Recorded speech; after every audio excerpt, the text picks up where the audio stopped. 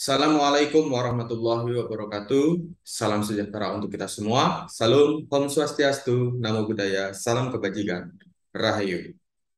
Perkenalkan, nama saya Fuad Nur Hasan, Eskom Mkom. Dalam hal ini, saya adalah dosen di program studi ilmu komputer S1, Fakultas Teknik dan Informatika, Universitas Bina Sarana Informatika. Pada kesempatan kali ini, saya akan menjelaskan salah satu mata kuliah yang saya ampu sebagai pernyataan diri dosen dalam unjuk kerja dari Dharma Perguruan Tinggi atau PDD UKT-PT, bidang pengajaran pada sertifikasi dosen gelombang 2 tahun 2022. Dalam mendeskripsikan mata kuliah ini, saya menggunakan pendekatan DIA atau Delivery, Interaction, dan Assessment. Sebelum masuk ke bagian DIA, perkenankan saya untuk menjelaskan apa itu mata kuliah pemrograman berbasis objek. Identitas mata kuliah. Nama mata kuliah yang saya ambil adalah pemrograman berbasis objek dengan kode 895. Dalam hal ini, mata kuliah ini memiliki bobot 4 SKS. Lalu mata kuliah ini juga merupakan mata kuliah praktikum yang ada di semester 2 dalam program studi ilmu komputer S1. Mata kuliah ini mengajarkan konsep dasar pemrograman berorientasi objek dengan menggunakan bahasa pemrograman Java. Pembahasan meliputi konsep dasar pemrograman berorientasi objek, objek itu sendiri, class, encapsulation, inheritance, polymorphism, kemudian ada juga abstraction, dan nantinya pada ujungnya adalah mahasiswa membuat aplikasi desktop dengan bahasa pemrograman Java. Text editor yang digunakan adalah NetBeans. Yang berikutnya, saya akan menjelaskan terkait dengan capaian pembelajaran lulusan yang ditetapkan oleh program studi, kemudian diturunkan menjadi capaian pembelajaran mata kuliah atau CPMK. Yang pertama untuk CPL aspek sikap, yaitu menjunjung tinggi nilai kemanusiaan dalam menjalankan tugas berdasarkan agama, moral, dan etika. Yang kedua, dapat bekerja sama dan memiliki kepekaan sosial serta kepedulian terhadap masyarakat dan lingkungan. Yang ketiga, taat hukum dan disiplin dalam kehidupan bermasyarakat dan bernegara. Yang keempat, menunjukkan sikap bertanggung jawab dan atas pekerjaan di bidang keahlian serta mandiri. Yang kelima, menginternalisasi nilai, norma, dan etika dalam akademik. Yang keenam, menginternalisasi semangat kemandirian, kejuangan, dan tentunya kewirausahaan. Adapun aspek pengetahuan, yang pertama, memahami konsep-konsep OOP dan kompleksitas, meliputi konsep-konsep sentral dan kecakapan yang dibutuhkan untuk merancang, menerapkan dalam aplikasi untuk menyelesaikan suatu masalah. Yang kedua, konsep dan prinsip pemrograman serta teori ilmu komputer yang dapat digunakan dalam pemodelan dan desain sistem berbasis komputer. Adapun aspek keterampilan umum ada dua. Yang pertama, mampu menyelesaikan pekerjaan berlingkup luas dan menganalisis data dengan beragam metode yang sesuai, baik yang belum maupun yang sudah baku. Yang kedua, mampu memecahkan masalah pekerjaan dengan sifat dan konteks yang sesuai dengan bidang keahlian terapannya, didasarkan pada pemikiran logis, inovatif, dan bertanggung jawab atas hasilnya secara mandiri. Kemudian dalam aspek keterampilan khusus, tentunya mahasiswa mampu melakukan debugging, kemudian melaksanakan pengujian integrasi program, dan yang terakhir melaksanakan pengujian program sistem. Dari CPL di atas, maka diturunkan menjadi capaian pembelajaran mata kuliah atau CPMK. CPMK dalam mata kuliah ini ada 4. Yang pertama, mahasiswa mengetahui dan memahami konsep object-oriented menggunakan bahasa pemrograman Java. Kemudian yang kedua, mahasiswa dapat membuat program komputer sederhana menggunakan bahasa pemrograman Java dengan konsep object-oriented program. Kemudian yang ketiga, mahasiswa mampu mengimplementasikan masalah-masalah di dunia nyata ke dalam pemrograman berbasis objek. Yang keempat, mahasiswa mampu menerapkan konsep pemrograman berbasis objek untuk membuat software aplikasi sederhana. Adapun materi ajar yang akan disampaikan dalam mata kuliah PBU ini terbagi menjadi 4 klaster. Klaster pertama adalah pengenalan Java fundamental. Terdiri dari 5 pertemuan, pertemuan 1 sampai dengan pertemuan 5. Yang pertama, pengenalan pemrograman Java. Yang kedua, teori dan konsep pemrograman berorientasi pada objek. Kemudian yang ketiga, perintah masukan dan juga nanti ada penyeleksian kondisi. Kemudian yang keempat, perulangan dalam pemrograman Java. Dan yang kelima, contoh kasus atau studi kasus yang nantinya akan dijadikan nilai dalam tugas. Kemudian di klaster yang kedua mengenai adalah pengenalan Java Application berbasis form. Ini terjadi 3 pertemuan, yaitu di pertemuan 6, 9, dan 10. Membuat form secara konvensional di pertemuan 6, kemudian di pertemuan ke-9 akan membuat form dengan G-frame form atau dengan object swing. Nah, nanti kemudian di pertemuan 10 akan membuat form dan implementasi logikanya. Jadi dipelajarin sedikit demi sedikit ya untuk formnya. Kemudian di klaster ketiga ada klaster project aplikasi.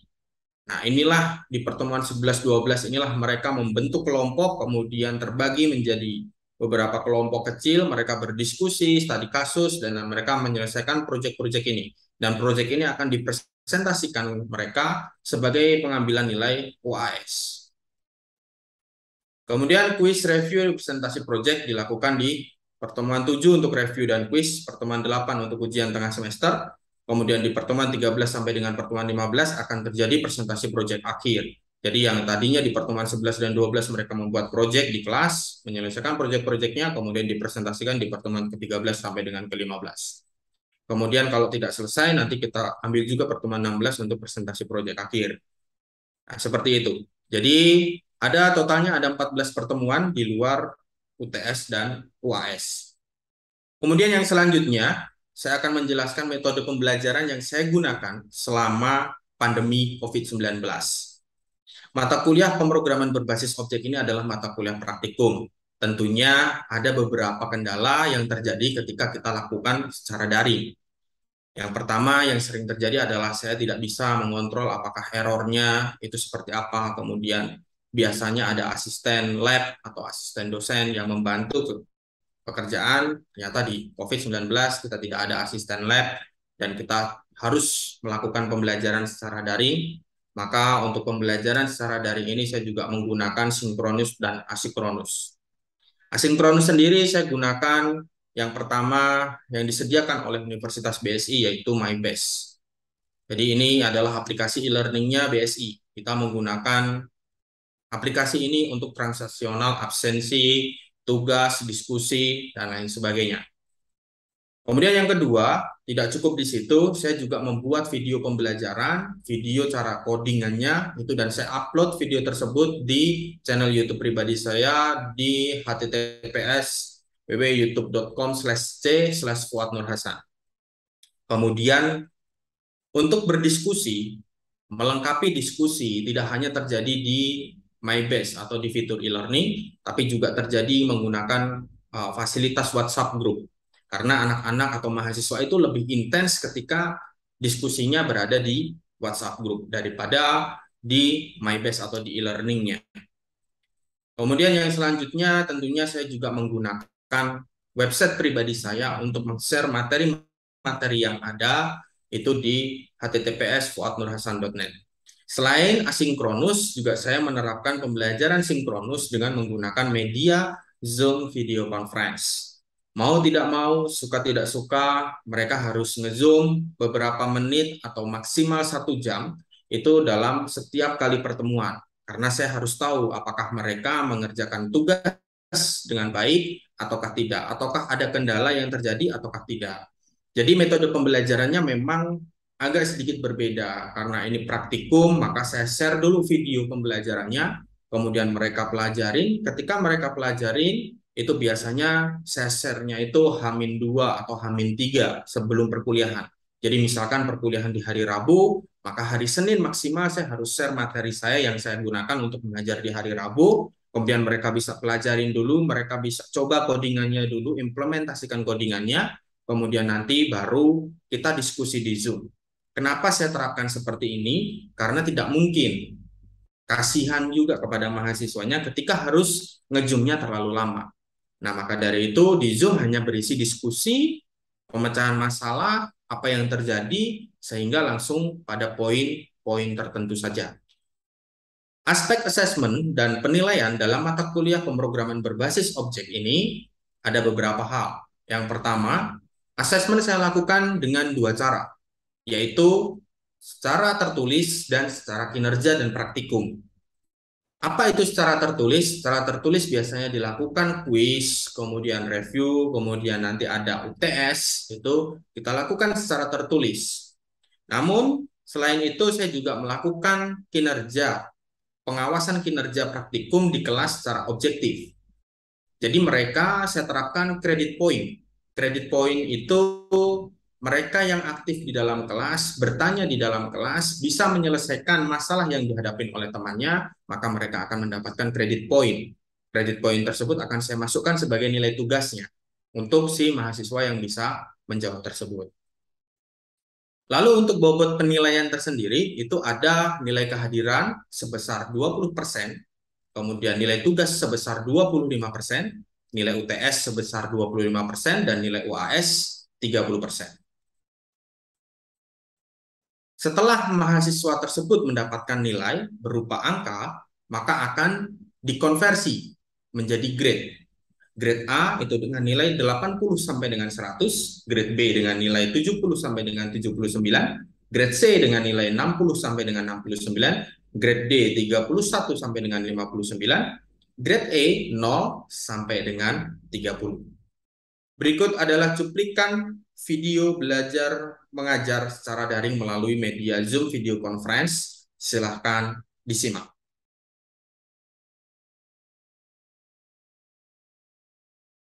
Baik, Assalamualaikum warahmatullahi wabarakatuh. Waalaikumsalam Ya, baik. Sehat ya semuanya ya? Alhamdulillah ya? Sehat Pak. Sehat, Pak. Alhamdulillah.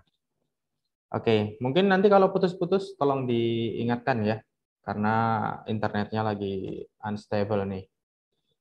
Baik, saya buka pertemuan ketiga pada mata kuliah pemrograman berbasis objek pada siang hari ini dengan mari kita berdoa dulu dengan membaca basmalah bersama agar kegiatan kita pada siang hari ini berjalan dengan lancar. Berdoa dimulai.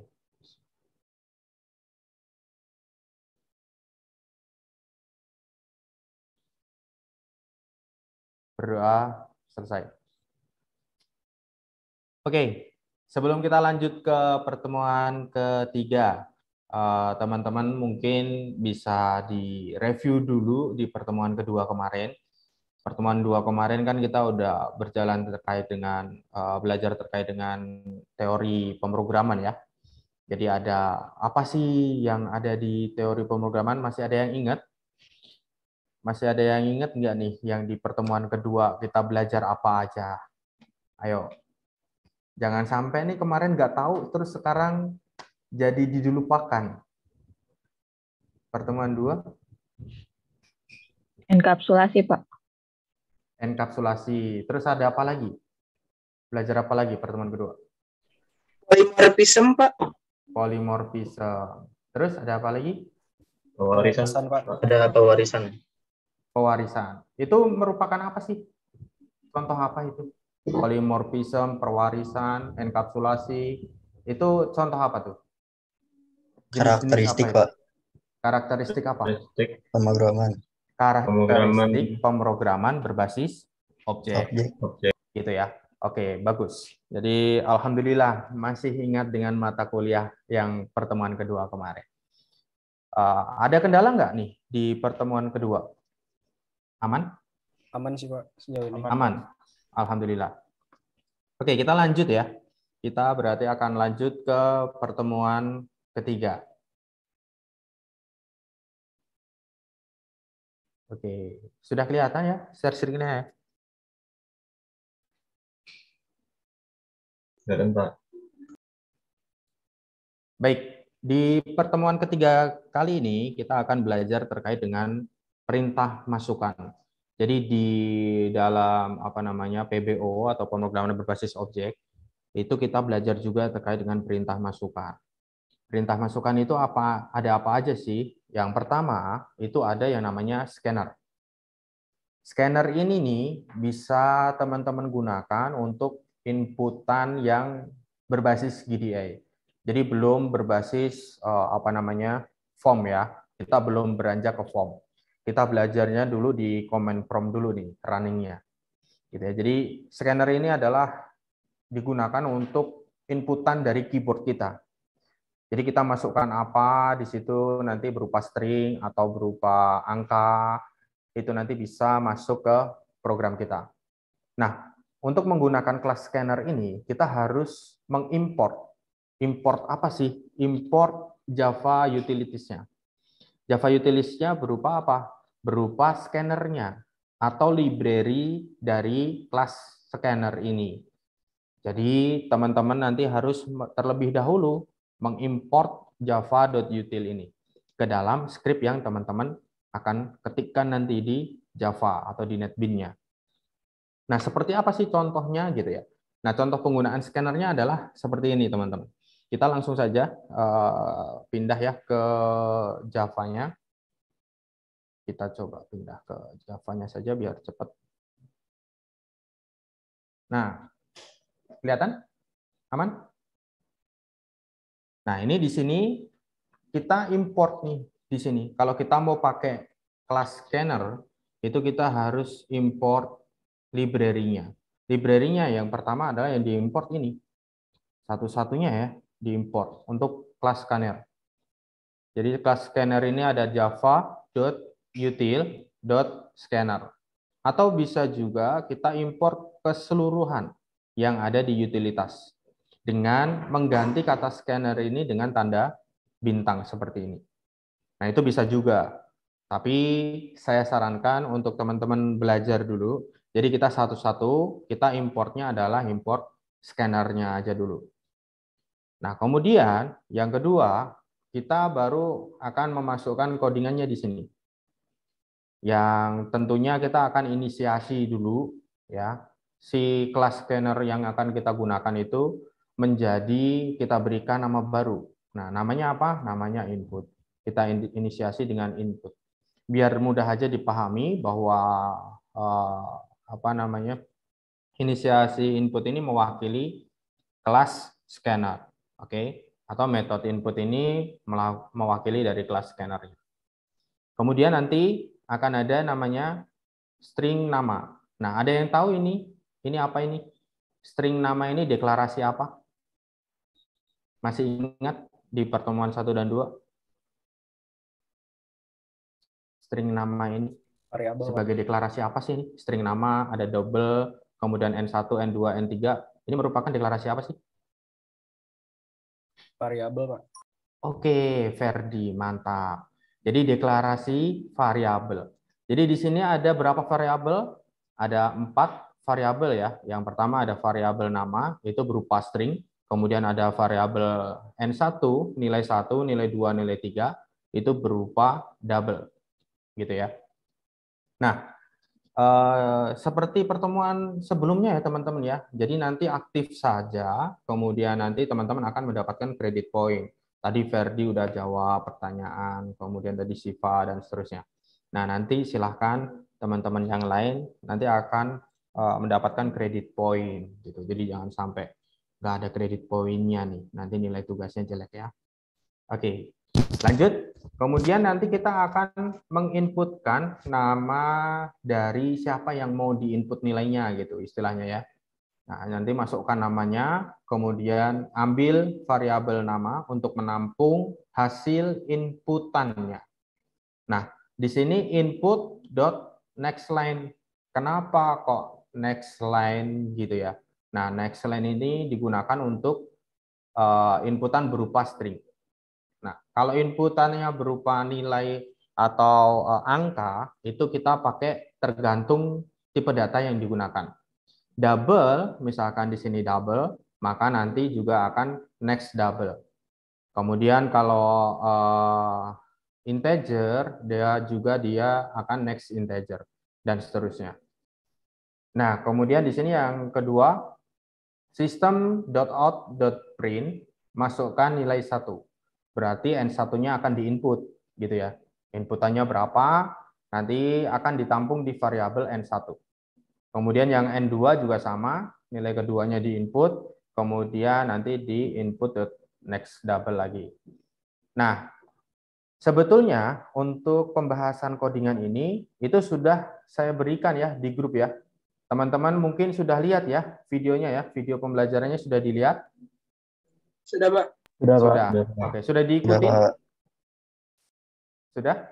Sudah diikutin ya? Pengkodingan ini ya. Ada yang error nggak untuk yang di bagian latihan scanner ini? Dari yang ngikutin di video yang sudah ada di YouTube, ada yang error untuk latihan satu scanner? Aman? Aman ya? Aman. Oke. Baik. Jadi ini kalau di running sebetulnya ini adalah sederhana banget. Ini adalah dasar dari inputannya. Ini kita coba ya, tarik ke atas ya. Nah, di sini diminta masukkan namanya. Misalkan namanya tadi Ferdi, misalkan. Kemudian nanti nilai satunya 90. Nah, nilai 2-nya 85. Nah, maka nanti akan muncul rata-ratanya. Rata-rata nilai si Ferdi ini adalah 90 ditambah 85 dibagi 2. Jadi perintah ini. Ya. Jadi yang pertama tadi masukkan nama Anda, itu akan dia menjalankan ini ya, codingan yang di baris 18 dan 19. Kemudian yang masukkan nilai 1, dia jalankan yang 22.1 dan nilai 2 di 22.23. Nah, kemudian dia akan mencetak apa? Mencetak namanya. Nama yang diinput di baris 19 dan 18-19 ini akan dicetak di baris 26. Nah, lalu yang baris 27 itu atau yang nilai Anda ini akan diproses di baris 27 nih. Nah, di sini dia akan mencetak hasil dari N3. N3 itu apa? Hasil rata-rata dari N1 plus N2 dibagi 2. Nah, seperti itu ya, teman-teman, untuk scanner. Fungsinya scanner itu seperti itu. Kemudian kita akan balik ke PowerPoint. Nah, oke. Nah, yang berikutnya ada juga nih untuk perintah inputan itu ada yang namanya buffered reader. Nah, buffered reader ini teman-teman bisa coba apakah bedanya dengan scanner. Nah, kalau di buffered reader ini kita harus ada namanya input stream reader. Jadi di sana teman-teman harus mengetahui kode-kode dari si karakter-karakter Unicode itu. Jadi teman-teman mungkin agak ribet ya kalau kita pakai buffered reader. Karena nanti load-nya akan lumayan lama. Nah, kalau saya lebih senang pakai scanner. Nah, nanti teman-teman bisa coba sendiri untuk buffered reader ya. Nah, kemudian materi yang kedua di pertemuan ketiga ini adalah penyelesaian kondisi. Nah, mungkin teman-teman juga sudah belajar di mata kuliah logika dan algoritma atau dasar pemrograman ataupun apapun itu yang di semester 1 kemarin ya. Semester 1 kemarin belajar berarti dasar pemrograman ya kalau nggak salah ya. Nah, di situ di dalam Java itu juga ada namanya kondisi atau if. Nah, di sini yang pertama untuk penyeleksian kondisi itu ada namanya pernyataan if. Konsepnya sama, seluruh bahasa pemrograman, hampir semua bahasa pemrograman ada namanya pernyataan if. Jadi ketika ada pernyataan itu bisa bernilai benar, bisa bernilai salah. Kalau benar seperti apa prosesnya, kalau salah kemana arahnya. Nah itu sama ya. Jadi masih mirip dengan pemrograman yang lain juga. Nah kemudian ada juga di dalam if itu untuk yang lebih tinggi lagi, namanya if else. If else ini misalnya kondisinya ada satu, kemudian nanti kondisi yang kedua perintahnya itu ada perintah kedua. Kalau yang tadi if biasa itu ketika dia else artinya tidak sesuai dengan apa yang diinginkan di kondisi pertama, maka dia akan kelempar atau balik lagi. Kalau di program itu bisa kembali ke form sebelumnya. Nah, namun kalau ada if else, nah else-nya itu akan diberikan perintah kedua, gitu ya. Nah, jadi kalau benar perintah di kondisi pernyataan pertama itu benar, maka dia akan ke perintah A atau perintah 1. Nah, namun jika kondisi itu bernilai salah, maka dia akan ke perintah kedua. Nah, itu bedanya if else. Tapi kalau nanti ada if majemuk, ada if bertingkat dan seterusnya, nah itu nanti ada if, kemudian ada else if, kemudian baru else. Nah, itu nanti beda lagi strukturnya. Nah, tapi overall sama, mirip seperti ini. Jika seperti ini, perintahnya ini. Jika seperti itu, perintahnya itu. Atau jika inputan sama dengan M, maka keluarnya adalah mobile programming. Jika inputan sama dengan W, maka outputnya adalah web programming dan seterusnya. Jadi nanti bisa kita coba ya di Java-nya. Ini saya jelaskan dulu. Ini if else, kondisinya seperti itu. Ini ada programnya. Nanti kita ke program, kita selesaikan dulu teorinya. Nah, lalu yang ketiga, nah ini if majemuk. Jadi ada if yang pertama, kemudian ada perintahnya 2, mungkin 2 atau 3, kemudian else, syarat yang berikutnya seperti apa, kemudian lanjut ke perintahnya, kemudian juga yang terakhir, disertakan dengan perintah juga. Nah, mirip ya. Jadi strukturnya gampang kok, mudah seperti itu. Nanti kita coba.